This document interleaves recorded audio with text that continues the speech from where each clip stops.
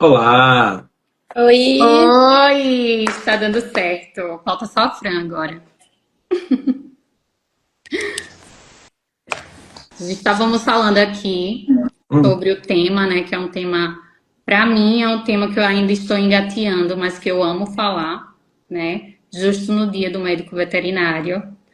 é, Então, já desejamos a todos um feliz dia do médico veterinário, muito sucesso para todo mundo.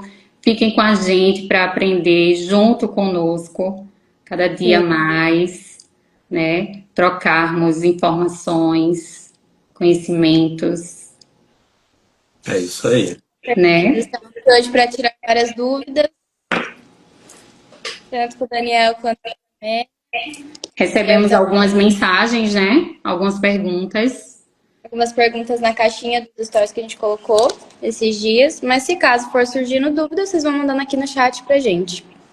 Eu estou acompanhando daqui também. A gente vai, às vezes é uma dúvida que vai ser dita lá na frente, a gente vai lendo e vai respondendo, né? Mas eu acho que as perguntas colocadas nas caixinhas foram bem pontuais, assim, né? São dúvidas que a gente vê no dia a dia que muitos estagiários, né? Eu espero que as estagiárias, os estagiários que estavam lá no hospital hoje estejam aí.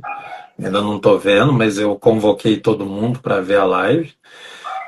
Mas é dúvida que é, às vezes, uma dúvida muito básica, né? Porque você olha, às vezes, a máquina de hemodiálise e vê tudo aquilo acontecendo, você fala, meu Deus, como que isso acontece, né? O que que é muito botão, é muito alarme, é muita coisa, né? Então, eu acho que é um assunto bem legal, assim, é uma curiosidade que todo mundo tem, né? E Sim. eu acho que tem muita informação que a gente pode passar para auxiliar, né? Até os colegas já formados que podem ver aqui, podem ver depois, né? Que vai ficar gravadinha a live, para Sim. poder auxiliar um pouquinho nas tomadas de decisão. Inclusive, né, para quem não sabe, não conhece, né, ter o conhecimento, ter o entendimento de quando encaminhar para poder ter o tempo hábil, né, de poder colocar o paciente na máquina.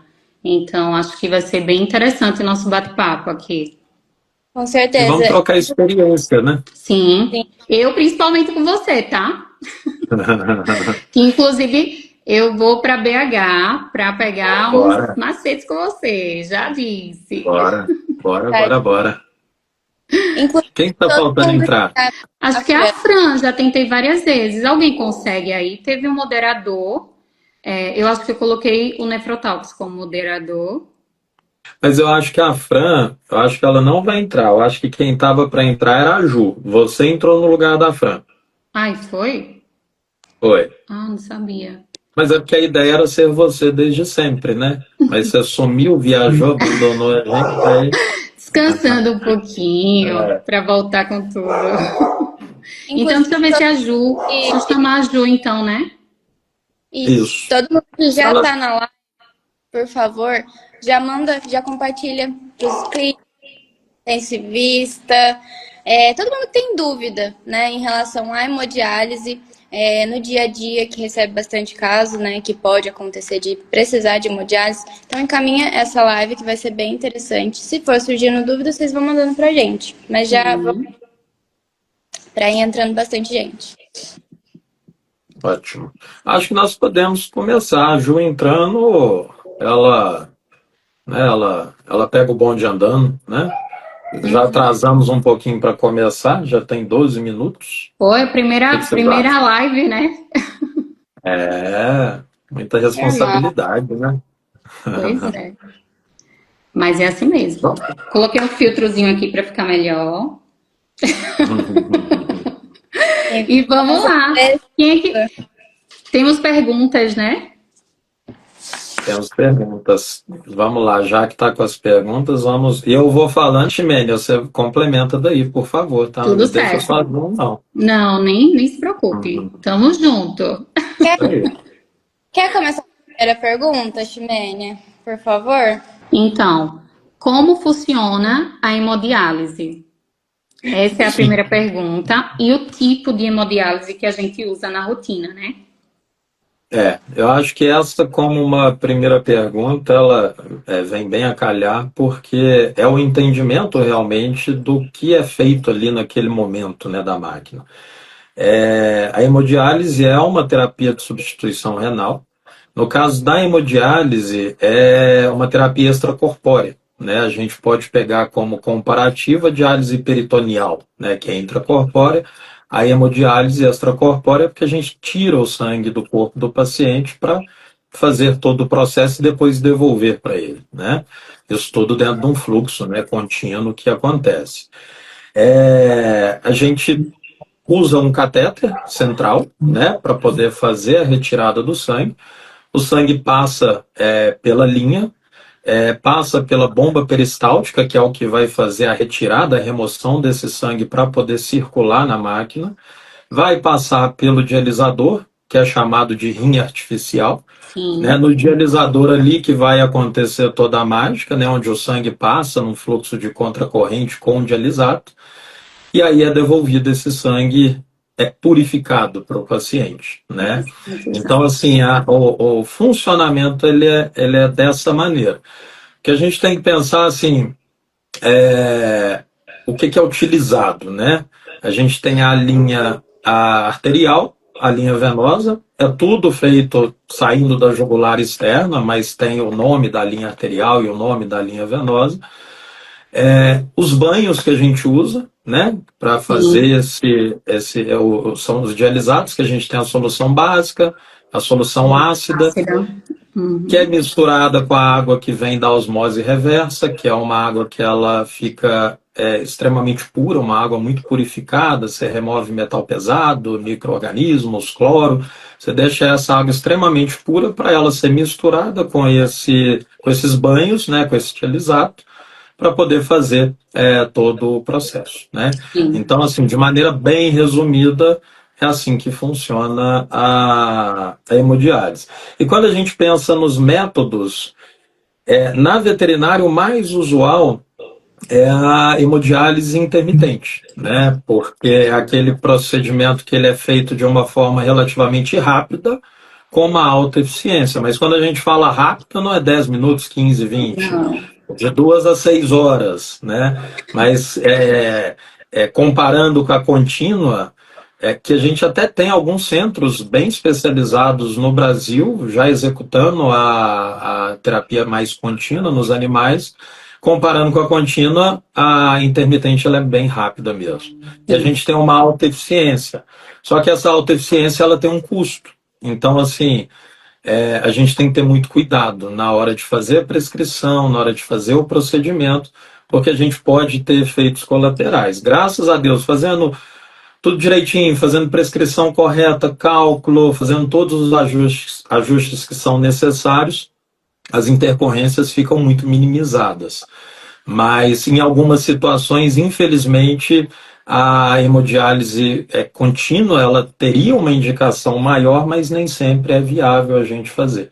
Então a gente tem que ir se adequando, o tempo de diálise, ajustar a prescrição para a gente poder minimizar esses riscos. E lembrando que a gente trata do paciente miudinho até o gigantão, né? Então é muito complicado, principalmente quando você pega paciente de baixo peso. Aí as complicações podem aumentar, mas na maioria das vezes vai super bem, né? Então, assim, se a gente for pensar em hemodiálise em cães e gatos, a intermitente é a mais usual mesmo. 99% dos serviços vão fazer ela. E aí, falando sobre, Ju, a gente tava falando, começamos praticamente agora, tá? Porque como é a nossa primeira live, então a gente tava meio que enrolados, né? Mas deu certo. Então, estamos na primeira pergunta e estávamos falando sobre o tipo, né? E aí, o Dani falou sobre a contínua e a intermitente, que é o que a gente mais usa, mas o ideal seria, talvez, a contínua, talvez não, seria a contínua, até porque se compara muito como a função do rim, né? Como o rim trabalha, né? Assim, então, que é bem mais lento e tudo. Então, seria mais viável, porém, para a nossa rotina, ela não se encaixa, né? Então, a gente usa realmente a intermitente. A gente vê que, gente, assim... Ah, E que eu pode queria falar. já chegar fazendo uma pergunta, né? Ah, É Diga. porque eu vi a dúvida da Gabi aí, que eu acho que é a mesma minha. Não sei se vocês já responderam, mas qual o peso mínimo que tem trabalhado, assim, para fazer, para indicar? Porque eu atendo muito gato, né? E aí a gente Ó, sempre fica nessa dúvida se dá para fazer ou não.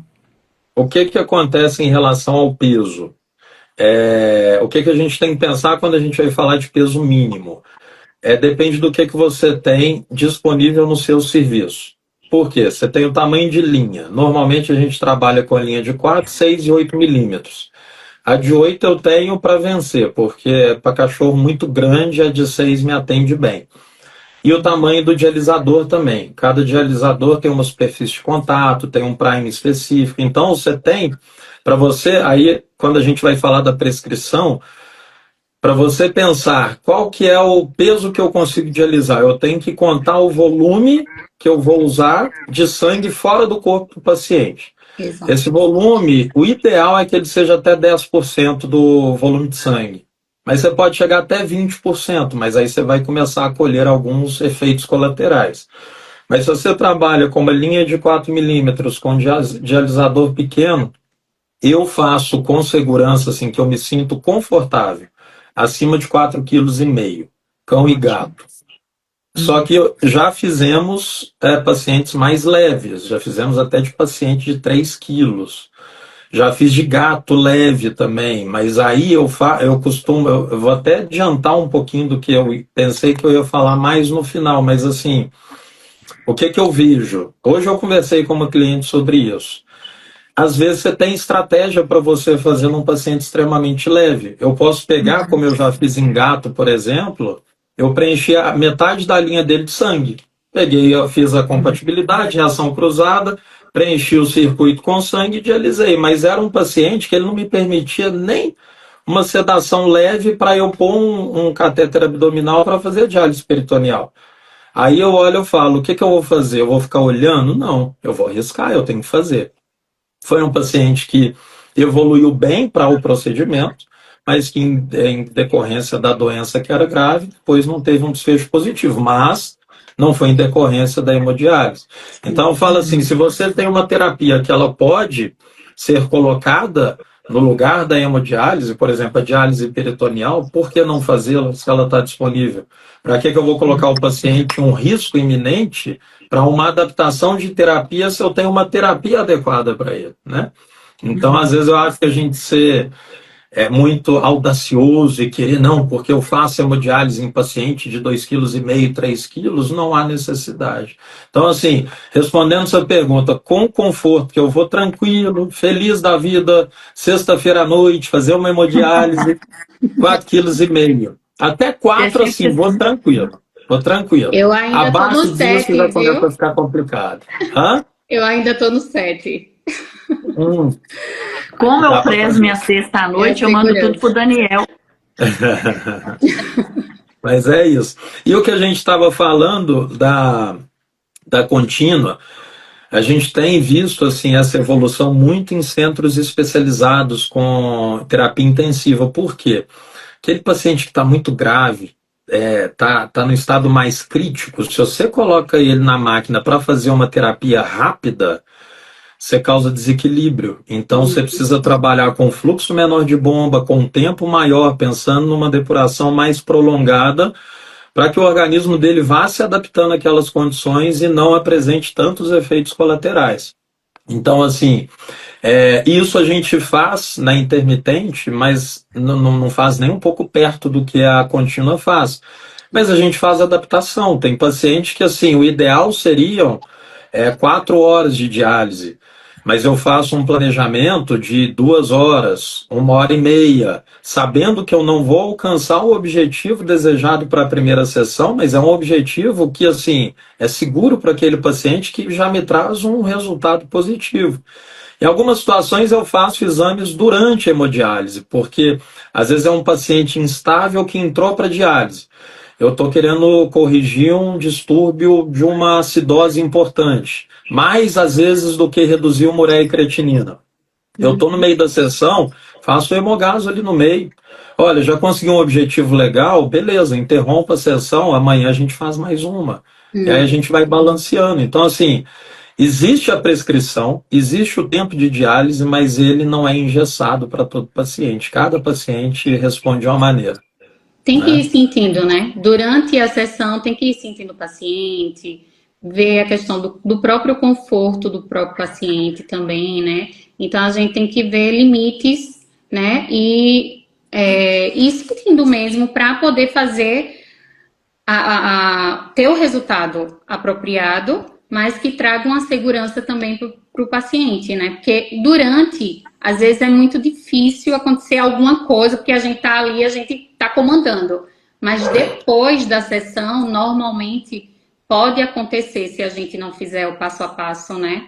Certinho. De fato, cada paciente é um paciente, então não existe uma receita de bolo. Não. Isso é o mais importante. Quais são os efeitos colaterais que mais costumam ter durante uma sessão de diálise? Durante a sessão, vou te falar o que é o mais, assim, que eu acho que ninguém quer ver. É a síndrome do desequilíbrio. Que é quando você, às vezes, graças a Deus, assim, eu vi muito pouco e vi em casos onde eu precisei dialisar pacientes extremamente graves e que, de fato, talvez se beneficiariam por uma técnica contínua, outro procedimento, mas que às vezes acontece. Mas, às vezes, quando você faz uma remoção de um paciente, uma remoção de ureia, desses compostos tóxicos, você faz essa remoção e o paciente sente essa perda, reduz muito, às vezes vai além da conta, você pode ter a síndrome do desequilíbrio, que é uma diferença de osmolaridade que fica ali no meio, você pode ter alteração neurológica em secundária a processo de edema mesmo, que acontece, né, no sistema nervoso. Então isso é o pior. Se olhar o paciente, vomitou, começou a ter nistagmo, começou a ter alteração neurológica, pensa em fazer um manitol, interromper terapia, faz uma abordagem, porque isso pode trazer uma complicação maior. Mas a gente vê hipotensão, às vezes a gente vê a pressão caindo um pouquinho, aí às vezes a hipotensão, e aí que tá os macetezinhos assim, que você tem que começar a pegar por que está hipotenso, o que está acontecendo. Aí a avaliação do paciente previamente ao procedimento, a avaliação completa é importante. Qual que é a pressão que ele entrou? Qual que era a condição geral? Era um paciente numa acidose grave? Como é que estavam os eletrólitos? O que está acontecendo? Será que na hora que eu fui ajustar a temperatura do dialisato ali, eu pus uma temperatura muito alta? Vou ter que esfriar um pouquinho? Às vezes é uma coisa básica, que você está achando que está acontecendo uma coisa mega complicada, às vezes é um detalhe que você tem que ajustar. Mas hipotensão a gente pode ver, arritmia você pode ver, que mais que a gente... Temperatura, às vezes hipotermia, às vezes o contrário, você não ajustou a temperatura do dialisato, você deixou a temperatura baixa, o ar está ligado. Aí o paciente esfria, você fala, poxa, então assim, são detalhes que é o checklist que tem que ser feito sempre antes de cada sessão, né? Eu acho que o que mais dá medo mesmo é a coagulação no sistema, né? Sim, mega complicação. Eu ainda não tive isso, rezo sempre para não acontecer, mas é a coisa mais normal do mundo, né? É acontecer isso, né? E aí que vem a questão realmente dos exames prévios, você fazer o tempo de coagulação desse paciente, até para você saber, aí que vem assim, os exames que precisam ser feitos, as contraindicações. Um paciente, às vezes, com plaqueta muito baixa, poxa, eu tenho que anticoagular esse paciente, a plaqueta está baixa, eu vou colocar um catéter, às vezes 11 frente no pescoço dele, eu vou abrir um buraco na veia desse paciente, eu vou criar um fluxo ali muito, muito forte. Como é que vai ficar a coagulação dele? Eu vou poder fazer com segurança? Então, às vezes, isso acaba sendo limitador. Às vezes, o paciente já tem uma coagulopatia grave, que às vezes, para a máquina, eu não vou precisar fazer a anticoagulação pensando no sangue dele, não coagular no sistema, mas todo o acesso que eu vou criar dele, toda a mudança dessa hemodinâmica que eu vou criar no paciente, isso pode me trazer um resultado depois. Então, mas aí tudo é a questão, tem que pôr na balança. Eu não vou fazer? Depende. Se é um paciente que está grave, um paciente que precisa, eu vou assumir o risco, vou entender o que está acontecendo e vou fazer de tudo para não ter intercorrência. Então isso a gente vai sempre balanceando na hora da tomada de decisão, né? Mas assim, de fato, esses são as situações mais comuns não, que a gente mais se preocupa: hipotensão, coagulação, hemorragia, né, que pode ter de catéter, alterações neurológicas, hipotermia. Então é o que a gente mais vê, arritmias. Mais vê não, mas é o que a gente mais se preocupa. Sim. E lembrando, hemodiálise é igual anestesia, tem ficha.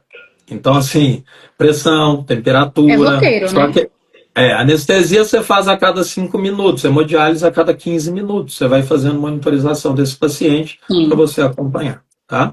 Sim, até porque a gente precisa fazer todo esse movimento para não coagular, né, no sistema. Então, a gente precisa ter esse movimento no sistema e o cuidado com o paciente, né, em relação à pressão, temperatura, hemogasometria, né, que também é bem importante, a hemogasometria pré, durante e pós, né. Então, é super importante a gente ter todos esses cuidados durante e depois da sessão. Sim. Ô, gente, E eu queria só... Pode falar. Pode falar. Desculpa, pode... Não, eu ia perguntar Fala, como que é feito o acesso venoso e se precisa anestesiar ou se pode só sedar, como que é feito esse processo para começar a hemodiálise? O acesso venoso, assim, idealmente é com paciente sedado. Mas dependendo da habilidade da pessoa que vai fazer a colocação do acesso venoso, dependendo da gravidade do paciente, temperamento, né, do paciente. O temperamento, isso tudo entra na hora de decidir. Eu vou sedar, não vou, o paciente muito crítico. E condição do paciente também. Exatamente. Idealmente é sedado, mas nem sempre o acesso é colocado com o paciente sedado. O acesso é colocado na jugular, né? É ideal que ele fique ali na cava cranial ou dentro do átrio direito, tendo cuidado para você não avançar muito, para que você consiga um fluxo, né, nesse catéter. É um catéter de duplo lumen. A gente usa normalmente, assim, cachorro muito pequeno, a gente tenta colocar o 7 frente. Cachorro grande, eu já coloco o 11. Porque quanto maior o catéter, mais fluxo que você consegue da máquina. E uma das, não vou dizer intercorrências, mas assim, que mais me chateia, às vezes, assim, numa hemodiálise, é quando o catéter não tá bom. Você põe o catéter, não dá fluxo. Eu acho que, inclusive, esse é um dos problemas durante a hemodiálise, né? É um dos problemas. Fica, quando trava, acho que um dos maiores problemas, inclusive, é o catéter. A gente vai pegando maldade, a gente vai aprendendo, aprendendo, e vai se tranquilizando quando a gente acompanha serviço de hemodiálise em humanos. Aí a gente não fala tanto de catéter, porque aí é mais na terapia intensiva, não é aquele paciente crônico dialisando na fístula. Mas, por exemplo, eu acompanho alguns serviços que eu vejo o pessoal falando: nossa, o acesso desse paciente deu problema, eu tive que inverter a via, eu tive que fazer isso, fazer aquilo. Eu falei: nossa, que bom que não é só na veterinária. Não, mas o acesso central, quando ele roda assim, perfeito, nossa, aí você senta, você só acompanha, você só assiste. Quando ele para dar trabalho... Uma alegria. Então, é lindo. Quando o catéter está... perfeito, é lindo. E dá para dar uma mexidinha nele, assim, para ver se ajeita ou não tem jeito? Tem que reimplantar? Dá para você mexer, porque idealmente é fazer o raio-x, depois que você colocou, para você ver onde que ele está. Aí, dependendo de onde que ele estiver, você fala assim: não, aqui o fluxo vai vir legal. Tem a diferença, Ximena, eu não sei se essa é uma informação que do lado direito o fluxo é melhor. Porque você tem um acesso mais reto e mais curto. Então, só que eu sou canhoto, então assim, eu tive que virar ambidestro para passar catéter central. Então eu passo do esquerdo com muita facilidade, do direito eu fico igual um canhoto fazendo serviço de destro. Mas dá certo. Mas assim, você mexer no catéter é uma opção. Só que é uma opção que você tem que mexer no sentido de puxar em último caso. Você pode rodar ele, às vezes Sim. você mudar a posição, porque como que ele funciona? Ele tem uma via distal e uma via proximal. Às vezes, o que mais acontece, essa via proximal, é que a via que vai puxar o sangue, ela colaba na parede do vaso. E aí, você tem que dar uma viradinha, ou você tem que inverter a via. Só que quando você inverte a via, qual que é o problema? Você faz recirculação do sangue. Então, o sangue que acabou de sair dialisado, ele volta para o circuito. Então, você tem uma redução da eficiência da sua hemodiálise. Mas aí tem hora que você tem que olhar e falar assim, eu prefiro ter uma redução da eficiência ou ter um prejuízo no meu procedimento de turbilhonar esse sangue, possibilitar mais a ocorrência de hemólise, de coagulação. Aí você fala, não, eu vou contar com a baixa eficiência e vou inverter a via. Aí você inverte a via. Quando eu fazia isso, eu pensava assim, nossa, eu estou fazendo errado. Mas aí, acompanhando o serviço da medicina humana, na hora que eu vi que eles invertem a via, eu falei, oba, então eu estou liberado para fazer quando eu sentir necessidade. Mas às Ô, vezes, gente, só em você mudar o decúbito do paciente também já ajuda bastante. Entendeu? E a questão levantar o pescocinho, isso já ajuda bastante. Mas porque eu fico pensando a gente fazendo acesso normal, né? Às vezes a gente precisa fazer o que o Dani falou mesmo. E o fato de puxar o catéter, aí é o risco que a gente evita porque é a contaminação. Isso. Então, assim, o catéter é fonte de contaminação. Você pôs o catéter, você abriu uma porta de infecção.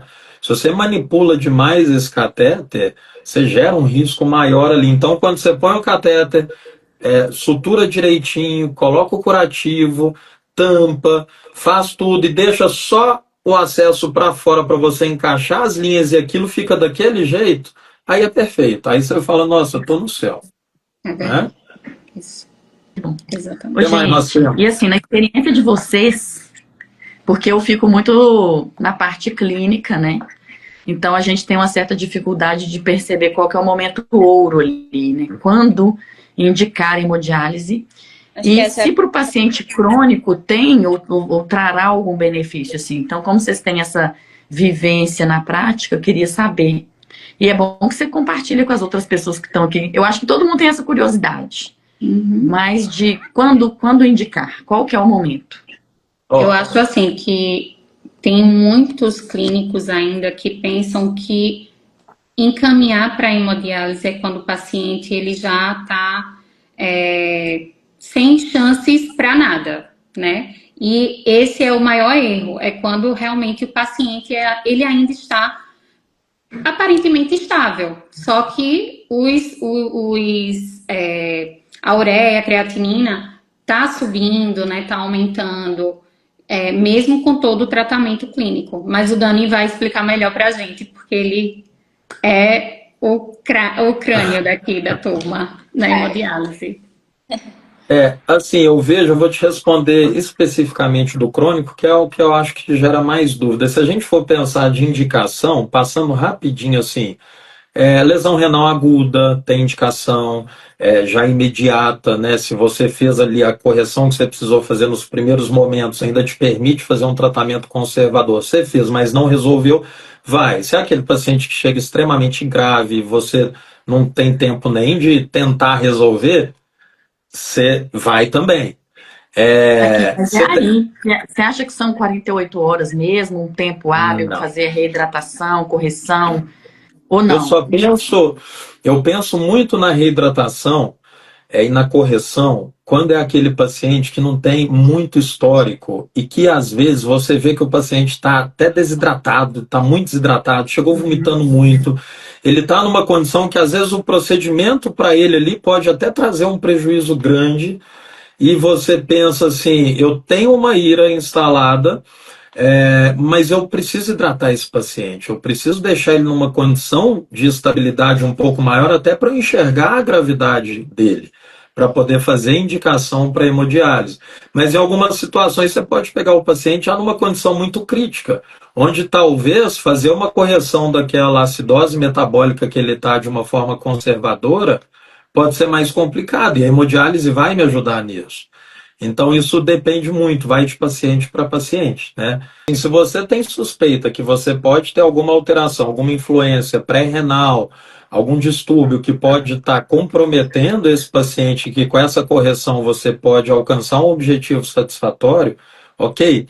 Mas às vezes o paciente chega grave, às vezes chega numa acidose muito grave, às vezes chega numa anúria que o tutor já falou assim: ah, doutor, tem 2 dias que ele não urina. Pronto, já foi para indicação da hemodiálise. Ele é agudo, eu recebi agora, mas eu não vou, talvez, pensar em fazer a terapia da oligúria por 24, 48 horas para ver se aumenta, se o bichinho já não está urinando, já tem 2 dias. Qual que é o prejuízo que eu vou ter colocando ele na máquina, né? E qual que é o benefício que eu vou ter? Aí você colocar isso na balança. Mas isso gera muita dúvida em relação a essa indicação, mas é tudo.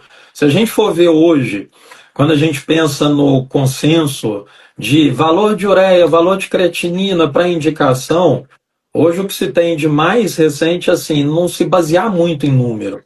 Porque se você for pegar as recomendações que foram acontecendo ao longo dos anos, creatinina de 5, de 6, de 7, de 9, de 10, ureia de 150, 200, 250, mas hoje o que é pensado? O que esse paciente apresenta? A ureia e creatinina vai ser um dos fatores de indicação. Mas qual que é a clínica? Qual que é o distúrbio ácido que ele tem? Qual que é o distúrbio de eletrólitos que ele tem? O conjunto, qual que é a causa de base? Isso vai dizer se você precisa entrar para hemodiálise ou não, né? A gente tem indicação também... Oi? Acho que a clínica, às vezes, acaba sendo mais importante do que números. Com certeza. Essa é a recomendação mais atual, é avaliar a clínica do paciente, sabendo da possibilidade de indicação. E aí a gente já disse dos distúrbios, né? Eletrolíticos, na acidose, a gente também tem grande indicação. Intoxicação por algumas substâncias, mas são poucas assim que a gente, na nossa rotina, que a gente depara, que a gente vai falar assim, vamos dialisar para resolver. E aí você tem que pensar que cada substância ela tem uma característica de ligação à proteína, de peso molecular, é o tamanho dessa substância, é a solubilidade dela no organismo, como é que ela se difunde, porque assim, se às vezes é uma substância tóxica, o paciente teve contato, ela até pode ser dialisável, mas se passou de um período e ela espalha rápido para o organismo, o seu meio de ação ele é o intravascular, você está tirando o sangue do paciente para filtrar. Se já foi para o tecido, não adianta, você não vai conseguir resolver, né? Entra muita dúvida em relação a animais peçonhentos, né? A cobra, a aranha.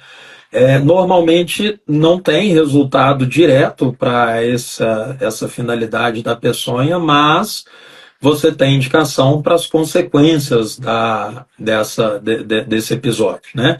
Então, assim, o paciente fez uma ira secundária a uma picada de cobra. Para você tratar a ira e os distúrbios que ela vai te trazer, vai ter essa indicação. E pensando na renal crônica, que é um papo que a gente tem quase que diariamente com o cliente, aquela conversa que a gente vira quase um psicólogo e tudo mais. Vai ser para sempre, né? A pergunta vai ser para sempre? E, doutor, e a hemodiálise vai resolver? Quantas sessões? Como que a gente vai fazer? Aí é uma conversa muito longa.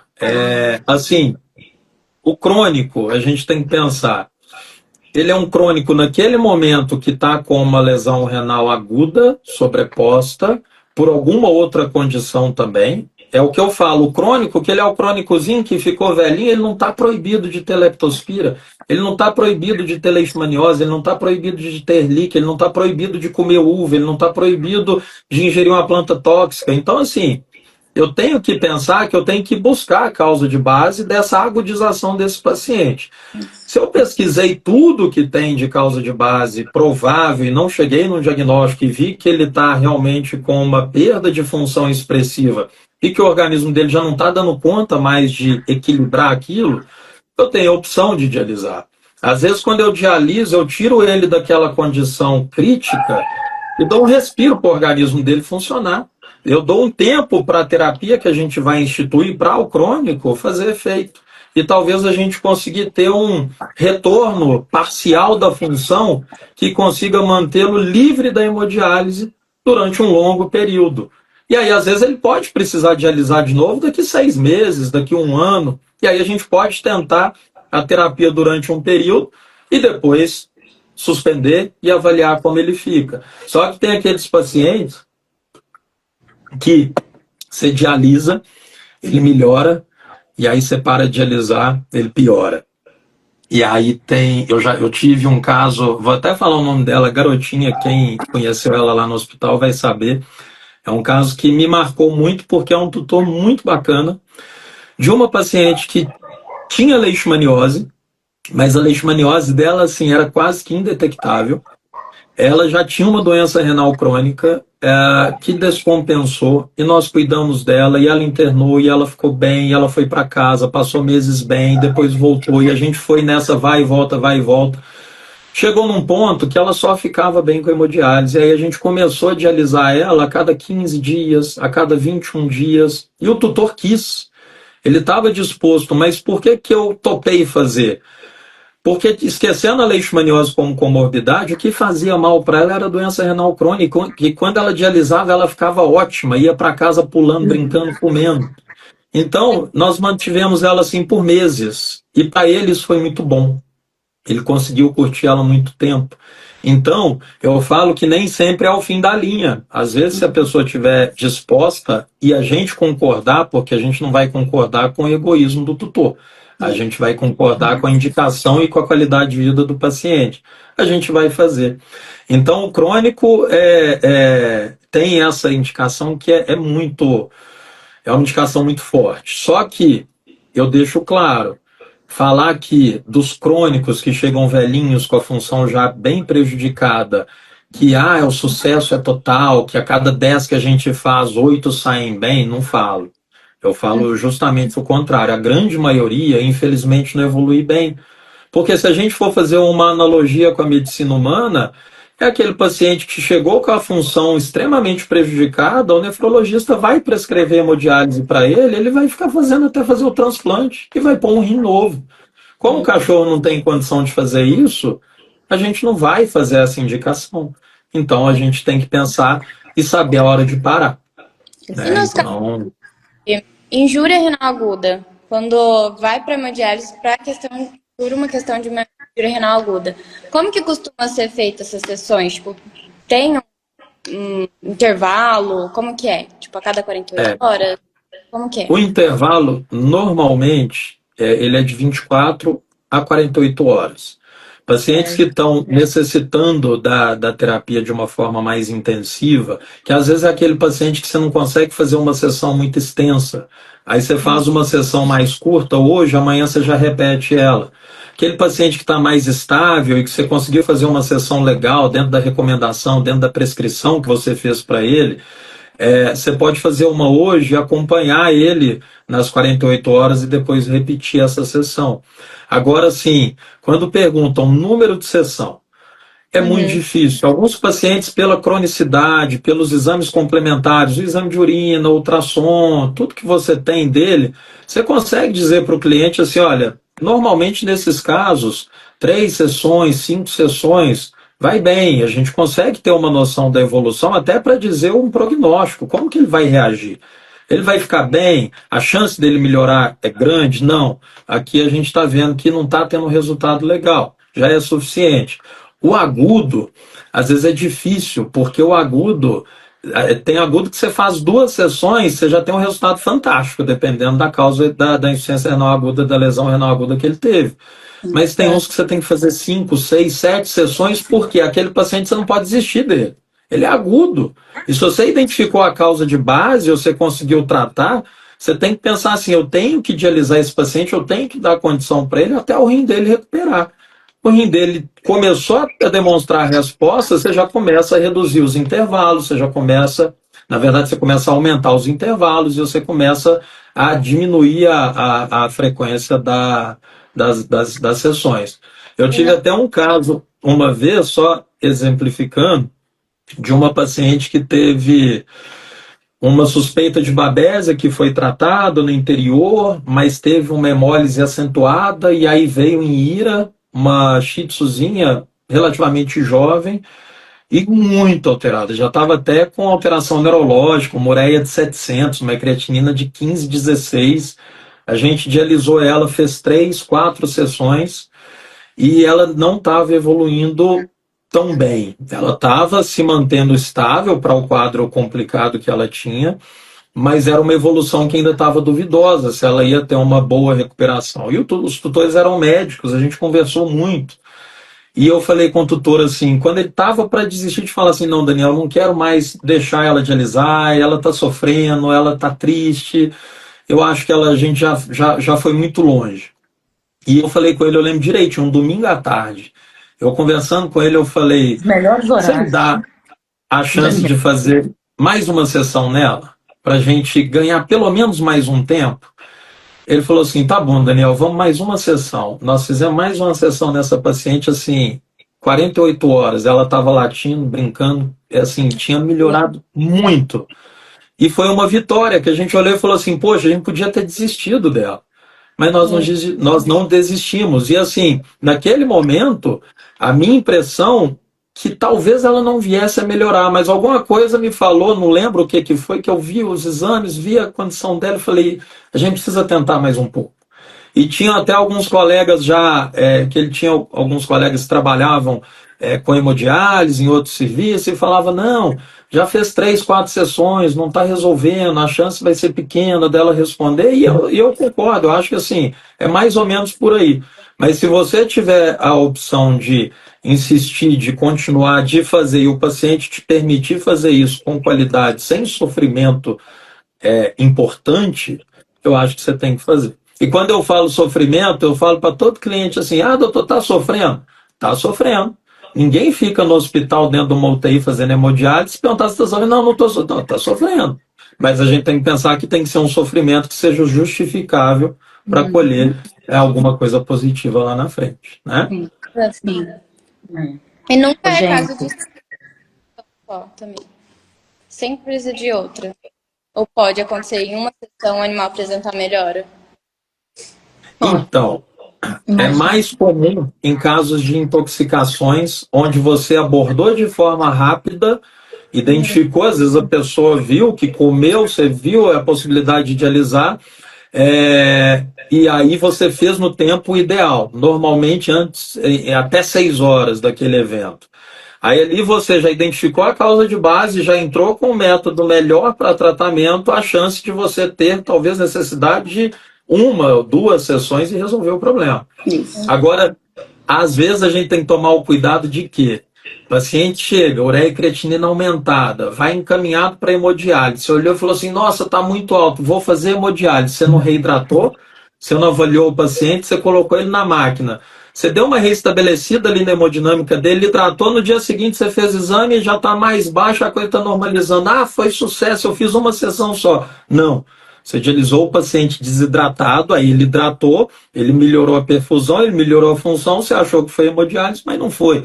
Às vezes era só você ter hidratado esse paciente, ter feito o tratamento conservador, que é o que a Ju comentou, né, em relação a isso. Vale a pena tratar antes, vale a pena. Sempre você tem que pensar assim, existe indicação de fazer um tratamento prévio? Existe, vou fazer. É um caso grave, eu não posso esperar, eu já vi que não tem nada que pode estar interferindo nesse meu paciente nesse momento e ele vai se beneficiar com a terapia dialítica, corre para fazer. Tem algum exemplo, assim, tipo, bem prático de casos que é direto hemodiálise? Que não dá tempo tentando na clínica? Anúria, né? Os casos dos bifinhos que aconteceram, né? Eu acho que foi uma história, tá bem na nossa lembrança, assim. Lembrando que a indicação de hemodiálise era muito importante. E aproveitando, assim, o dia de hoje, que é o nosso dia, né, do veterinário, e a gente está quase com o nosso tempinho aqui, eu queria parabenizar vocês que trabalham com hemodiálise. Porque muitas vezes o tutor vai com toda a esperança depositada, achando que é a hemodiálise que vai resolver o problema, quando muitas vezes a gente acaba sendo, igual o Daniel falou, psicólogo, e tentando confortar e trazer qualidade de vida para esses nossos pacientes, né? Acaba que a gente também tem que ter um suporte emocional, uma responsabilidade para passar essa informação com tanta sobriedade, com tanta clareza, igual o Daniel falou. Falar para o tutor que está sofrendo é muito sério, né? É muito sincero. E a gente saber abordar, porque para nós, às vezes, é mais um paciente, mas para aquela pessoa é o amor da vida. E adorei esse exemplo que o Daniel deu do tutor que é médico e que pôde fazer várias sessões, porque isso também é muito importante, é um tratamento caro, né? Sim. Muitas vezes a pessoa até quer, mas não tem condição para poder custear isso tudo, e acaba que a gente, tem uns que a gente até quer levar, se a gente pudesse, a gente até levaria para fazer, né? Para ter um bom resultado. Mas era isso que eu queria dizer para vocês, que eu acho sensacional a forma como também vocês abordam. Muitas vezes, falei do Daniel aí dos horários, sexta, sabe? São os horários que precisa fazer, às vezes, à noite, a hora que a coisa acontece, né? A gente que está na vida clínica é mais fácil de ponderar e ajustar os horários. Mas é isso, parabéns. Vocês brilham. Hoje eu estou aqui, mas estou com uma paciente lá no hospital de 2,5 kg, que vai para precisar de terapia dialítica. Aí eu falei com a turma, ó, vai fazendo a reposição do bicarbonato aí, vamos preparar ela porque precisa anestesiar para poder fazer as coisas, e aí daqui a pouquinho eu volto para a gente poder dar sequência. Então, assim, não tem hora, não tem dia, a gente tem que estar realmente mais disponível. O que eu vi, lembro de uma pergunta na caixinha que perguntou de sedação, isso o pessoal tem muita dúvida também. Sedação durante o procedimento é muito pouco frequente na minha rotina, assim. Graças a Deus meus bichinhos são muito bonzinhos, e o último que eu dialisei, que foi embora essa semana, que é um cachorro que não é bravo, mas é medroso, mas a ponto de ser perigoso. Né? A gente fez hemodiálise dessa paciente, ela dormiu na sessão, mandava foto para a tutora, ela dormindo. Então, assim, não é porque o cachorro é bravo que você já vai falar assim, já vou dialisar, já vou sedar, porque vai me dar trabalho. Vamos avaliar. Né? Acho que menos é mais sempre, né? Mas pacientes inquietos, que aí pode te dar problema de fluxo de catéter, então isso que pode... E aí, a grande questão, assim, eu até pensei nisso nesse momento, a Ximena talvez vive um pouco disso. Ali você tem que estar preparado para saber resolver problema, porque o sangue está fora do paciente, o sangue está circulando. E às vezes a máquina apita, e o que ela faz? Ela para. Aí você tem 60 ml, 80 ml de sangue parado. E aí você tem que olhar para os avisos, os alarmes, e falar assim, a pressão venosa apitou, a pressão transmembrana apitou, o dialisado está quente, o dialisado está frio, tudo, bolha de ar, qualquer coisa, você tem que saber resolver. E nem todo alarme que ela te dá, ele é assim, direcionado, você sabe o motivo por que ele está alarmando. Mas às vezes você tem que fazer umas três conferências ali para achar onde que está o problema. Exato. E nisso o sangue tem que circular. E aí quando a gente fala do paciente pequeno, a gente pensa assim, eu já estou com parte do sangue dele fora do corpo. Se eu não conseguir devolver esse sangue, poxa, ele vai voltar da hemodiálise numa anemia talvez pior do que ele entrou, ele vai precisar de transfusão, ele vai precisar de uma série de procedimentos. Então, assim, eu vejo que essa hora, quando você já cria um pouquinho de experiência, que você já começa a ficar um pouco mais calejado, dá um apito, dá uma coisa, você já resolve ali rapidinho, e você fala assim, ainda bem que eu sei, porque assim, esse sangue aqui de fora é perigoso. Então, entra dentro da questão da coagulação, né, que a Ximena comentou lá no início. Então, isso é muito importante, sabe? Você entender o que você está fazendo. E lembrando também, você falou sobre casos, né, de pacientes com injúria renal, que estava com a creatinina bem alta e tal, mas também existe a injúria renal daqueles pacientes com a creatinina ainda, né, baixas, que até clínicos, né, outros veterinários, eles pensam, não, tá tudo bem, ainda tá dentro, tá próximo da referência e tal. Sendo que a gente tem que sempre olhar, né, o basal, né, daquele paciente, de como ele entrou, né, e como ele está se comportando. Se aumentou um pouco, é sinal, mesmo o paciente estável, talvez seja o momento já de pensar em hemodiálise, né?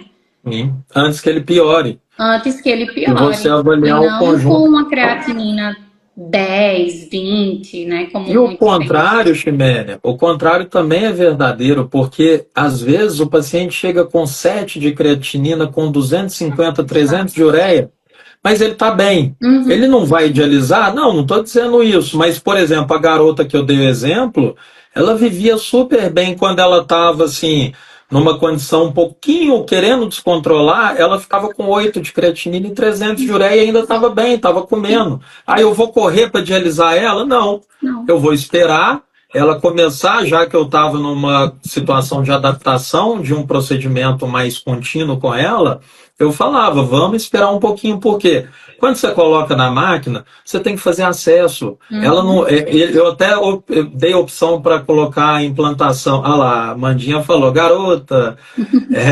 Eu até coloquei a opção de colocar o catéter central implantável para ficar com ela e tudo, mas o tutor não quis, então cada vez que ela ia era um acesso. Sim. Então, assim, a gente tem que minimizar as punções que a gente faz, porque a veia começa a ficar inviável. Então, isso tudo é um conjunto, depende do paciente. Talvez o 8 da create dela era o normal, né? Para ela, TRC, Exato. né, já no estágio final, era o que a gente esperava dela. Eu vou esperar uma coisa melhor do que isso? Talvez não. Isso. Né? Então, isso é muito válido, sim, a gente pensar nessas situações. Vamos fazer uma pergunta mais polêmica. Polêmica não, mas acho que é a dúvida das pessoas. De custo. Qual é um custo médio, assim, de hemodiálise, de sessão de hemodiálise? Eu acho que isso é interessante para encaminhamento, porque às vezes a gente quer encaminhar, que já é um caso que não tem mais o que fazer clinicamente, e aí o tutor pergunta, né, tipo, quanto mais ou menos será que eu vou gastar? Qual vai ser a média de custo? Eu acho que é uma pergunta que... É polêmica, porque a gente tem que ver como um todo. Se for só a sessão, é um valor, mas aí tem a internamento, medicamentos, exames, né? Tem o todo. Então, a sessão é um valor, mas quando vai, então, realmente é um procedimento bem caro, né, Dani? A grande questão é que envolve muito exame, muito acompanhamento, gases, você faz 3 por dia, coagulograma na sessão, você faz 3, 4, tempo de coagulação, né? A pesquisa das comorbidades que a gente pode ter são muitos exames, são onerosos. Você trabalha com sorologia, com PCR, você trabalha com uma série de exames que vão onerar o procedimento, e às vezes esse é um paciente que está numa condição tão crítica que ele precisa de uma terapia intensiva. Então isso acaba onerando. Mas uma coisa que eu sempre faço quando o cliente me demonstra essa abertura e eu vejo que eu preciso participar um pouquinho disso, que não é muito, não é o ideal que a gente participe dessa questão financeira do cliente, mas a gente acaba se envolvendo um pouco. Tem serviços que passam um valor fechado, tem serviços que falam assim, olha, você vai gastar X para fazer tantas sessões, tantas diárias, tantos exames e tudo. Eu prefiro passar o valor médio por sessão, por procedimentos e tudo, porque nem sempre eu vou precisar fazer tudo o que está sendo proposto ali. E às vezes o cliente não vai encarar o procedimento pelo montante, mas se você falar com ele que ele pode talvez gastar metade daquilo, ele encara. Mas eu também deixo claro, entrar para fazer uma sessão e abandonar o tratamento porque acabou o dinheiro, acabou o recurso, não vale a pena. Às vezes eu prefiro nem dialisar e usar esse recurso de 1, 2 sessões, que já é muito caro, para poder fazer exame, para poder internar, para gastar com medicação mais cara, para conseguir talvez um sucesso maior. Então, como o nosso foco de fato é a saúde do animal, a gente tem que pensar em fazer o cliente... a gente tem que direcionar o cliente para que ele vá para o procedimento que você vê que ele vai dar conta de chegar até o final. Porque, infelizmente, às vezes eu atendo o cliente que chega e fala assim, não, doutor, a administração, a recepção me passou o orçamento ali e a gente viu aqui esse valor, dá para a gente fazer, a gente conversou, a gente consegue pagar esse valor sim. Mas ele não sabe que, ele não está pensando que ele vai ter que gastar talvez o dobro. Aí na hora que você explica para ele, ele fala assim, ah, não, agora eu entendi. Aí eu falo, olha, se só tem esse valor, não vamos fazer não. Ele pode se beneficiar muito com essa terapia, mas vamos tentar de uma maneira conservadora. Vamos tentar usar esse recurso para, ao invés da gente deixar 2 dias internado fazendo uma sessão de hemodiálise, deixar 10 dias numa terapia mais conservadora, mas de forma mais completa, né? Exatamente. Então, assim, é ruim a gente falar de custo, assim, né, na rede social, mas eu vou te falar de variações de serviços, tá? Eu conheço serviço de colegas que cobram R$ 700 na sessão e de serviços que cobram até R$ 2.000, R$ 2.200 na sessão. Alguns serviços reutilizam o material para o mesmo paciente, né? Tem um processo lá de esterilização que não é o indicado para o animal, né? Porque você faz poucas sessões, então acaba que isso impacta um pouco menos na parte financeira. Tem serviços que cobram à parte. Então, se você for pegar, assim, em média geral, a sessão de hemodiálise, sessão com material, vai variar ali de R$ 1.000 a R$ 2.800. E aí você pensar assim, nossa, mas o que diferencia um do outro? Eu conheço serviços ótimos que cobram mais barato. Conheço serviços que também são muito bons e que cobram mais caro.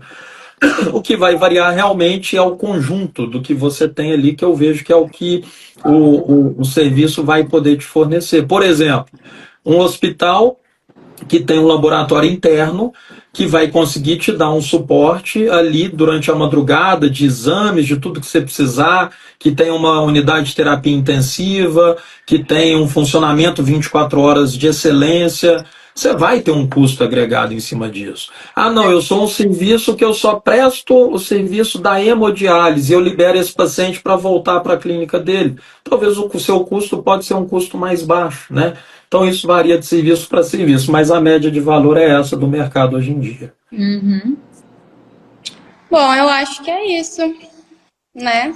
Alguém tem mais uma pergunta? Quem tá Passou uma pergunta do Lírio. O lírio, ele, até onde eu sei, não é dialisável, mas a gente usa muito a hemodiálise ou a diálise peritoneal, pensando muito em lírio e gato, né?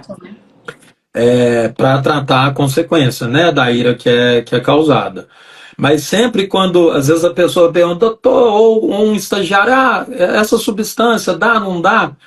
Eu não fico gravando muita coisa mais na cabeça, não. E como não é tão rotina, pelo menos a minha rotina na veterinária, tratar essas intoxicações e tudo mais, eu falo, ó, tem que conferir. Porque aí você tem que ver realmente essas questões de peso molecular, o tamanho da molécula, ligação à proteína, essas coisas. A gente tem que avaliar, tá?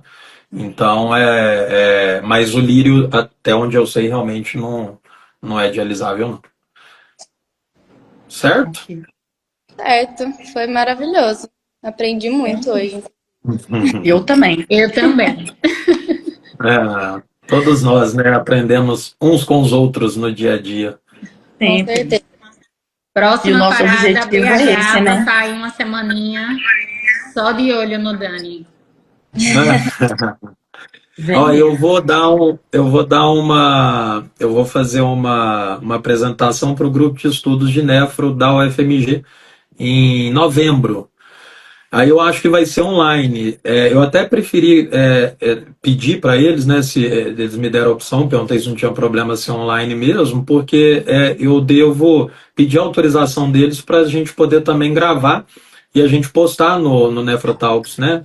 Aí a gente faz, que aí vai ser um pouquinho mais completa, que vai ser, como vai ser 100% direcionada para o grupo de estudos de nefro, aí a gente aprofunda um pouquinho mais, então em breve a gente deve ter material aí sobre hemodiálise também. Legal. Gente, muito obrigada. Boa noite. Feliz Dia do Veterinário para todo mundo.